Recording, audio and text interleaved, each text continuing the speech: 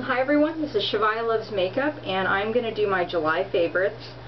I am a working mom, so a lot of times my videos are kind of angled in that direction, so all the products I'm going to review are drugstore, so therefore affordable and hypothetically easy to use and quick in the morning before you have to run out to work. Some of them are raves, some are total duds, and some are I'm on the fence about. A total dud to me is this Maybelline Shine Sensational Lip Gloss. I have number 30 in Sweet Indulgence. And this is all the rave by a lot of people. I like the doe foot applicator and I do like seeing all the product, but it tastes terrible. I think it smells really strong. It's very sweet, and the texture has been described as silky or silicone as opposed to sticky, and I don't agree. I feel like it's heavy and sticky, and then you have this perpetual sweetness in your mouth, which I don't like. If I swatch it, that's very pigmented. On my lips, it's like nothing. It's like a clear gloss, and so I don't feel like it does anything. And of course I bought two because that's one of my tips for working moms, is to buy two of the products you're using so you can keep one in your purse and one at home. So now I've got to use two of these. And I guess I'll just wear it over Maybelline's Pink Please. It gives it a little more gloss, but otherwise I think these are a total dud compared to Revlon the Revlon lip glosses. This one is in Lilac Pastille, one of the limited edition colors. Now this is really pigmented in the container, and also when you swatch it, of course. This can be intimidating when you look at it like, wow, that's really purple, but when I put it on my lips,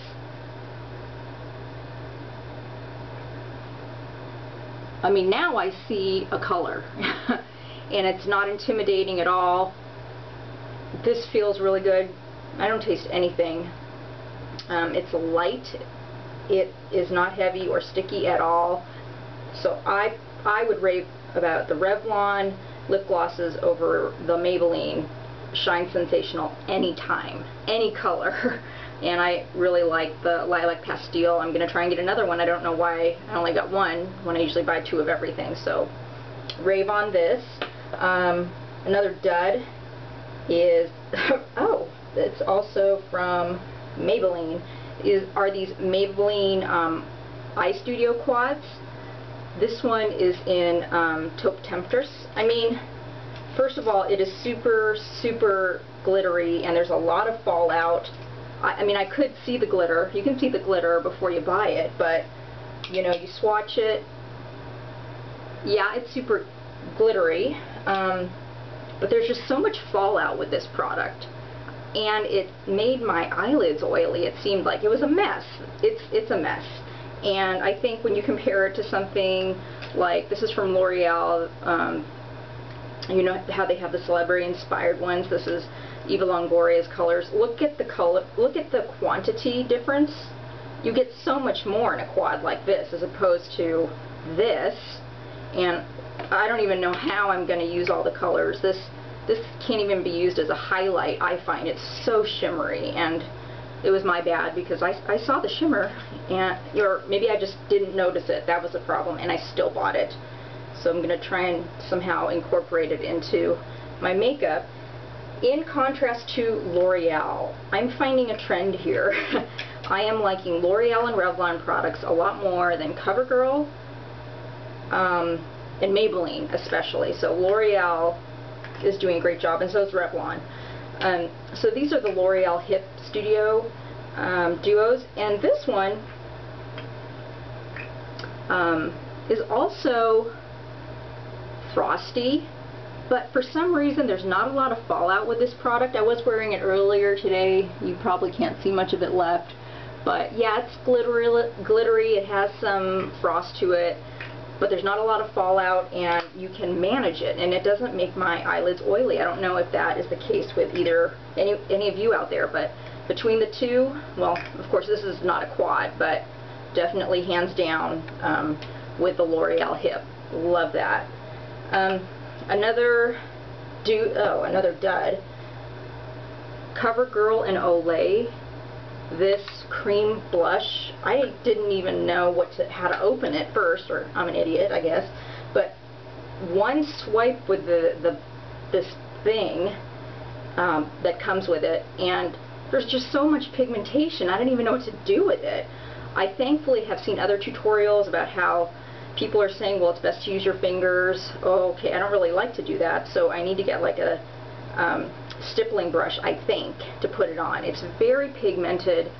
Doesn't look that pigmented from this side, but once you open it up, it's terribly pigmented.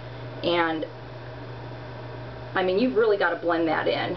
It just, I don't know. And I don't like to use my fingers with a blush, so I'll work it, but I think that the packaging is poor. It's big and clunky with that sponge that I don't think you can really use at all, because if this is what you're going to get from one use, forget it. So that's a dud. Another thing that I do like, this is from Maybelline, so I'll give credit to that. Instant Age Rewind. I have been an Aveda product user in terms of their dual foundation. I love it. It's about $20+ though. It just really does the job in terms of giving you a matte foundation look, and you only need that. You don't need a finishing powder or anything else, but I just wanted to try this because it was all the rave on YouTube, and the sponge applicator is fine. It's okay. I feel like the coverage is pretty light to medium, as opposed to the Aveda dual foundation is heavy coverage. So I don't feel like I can just go out with this. I have to use a finishing powder on top of it and then spot treat with concealer on any blemishes I have. So it requires a little more steps, but it's okay, pretty good, I guess, for a drugstore foundation. I also, this is from Covergirl, so that's kind of surprising. This is Covergirl Outlast. They're tinted lipsticks. Oh, are you going to see that? Yeah. They look like a marker, and there's been some criticisms of this that, you know, it's not true to the color that you see.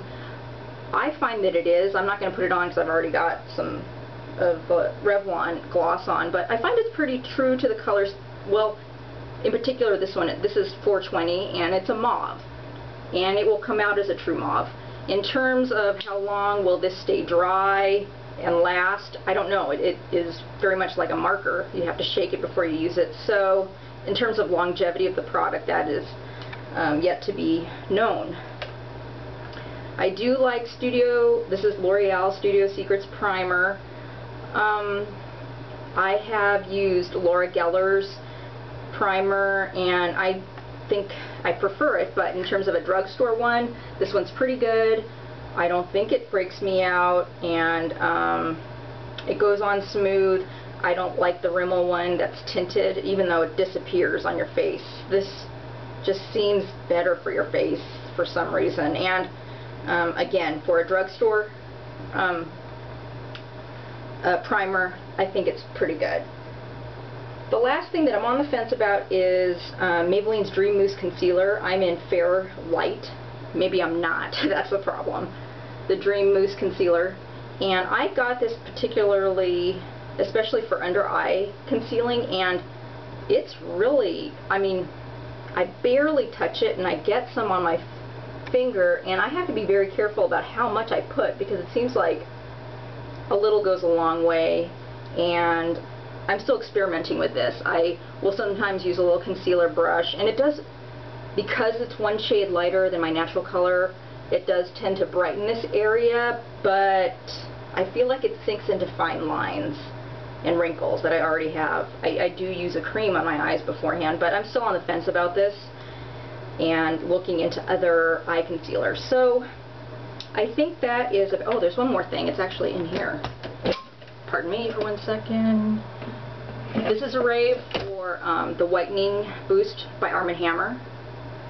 You lay this, you pour this, you lay this over your toothpaste, and it has baking soda in it. It just reminds me how much I love baking soda, that taste of cleanliness in your mouth, and it is a booster, a whitening booster. So I use whitening toothpaste, and this is a booster, and I prefer to using like strips, for example. This is very convenient. You do it while you brush. So that's a rave for this.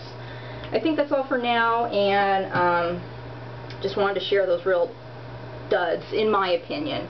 And if you have other feelings about the products, please let me know. Maybe I'm using them wrong. Any feedback would be appreciated. Alright, thank you for watching this video.